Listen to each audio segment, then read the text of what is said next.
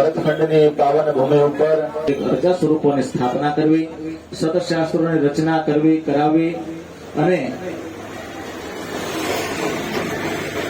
મહારાષ્ટ્રના ધર્મવંશી આચાર્યની સ્થાપના કરવી, સફળ પણ બનાવી દીધા. અને એ સંકલ્પો અનુસાર શ્રીજી મહારાજે કાર્ય કર્યા.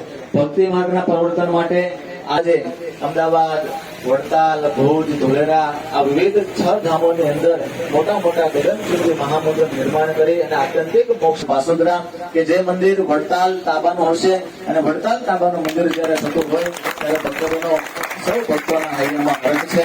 સંતોને પણ ભાવથી આપણે પૂજનની અંદર બેઠા બેઠા દર્શન કરીશું. બોલો સ્વામિનારાયણ ભગવાનની જય.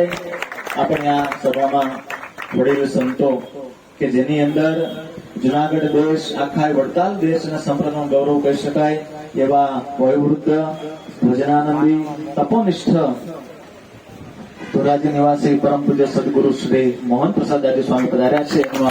તેનો સિદ્ધ થાય એવો રૂડો મહારાજે ઉદ્દેશ્ય આ ભૂમિ ઉપર આવી અને પ્રસ્થાપિત કર્યો. ત્યારે આવો હવે સંતોના આશીર્વાદ તરફ આપણે જવું છે. હું વિનંતી કરીશ સમગ્ર સંતો વતી અખંડ ભજનાનંદી એવા તપોનિષ્ઠ વેડ રોડ મંદિરમાં જેઓ નિવાસ કરે છે એવા સદગુરુ વર્ય પ્રભુ ચરણદાસજી સ્વામિનારાયણ.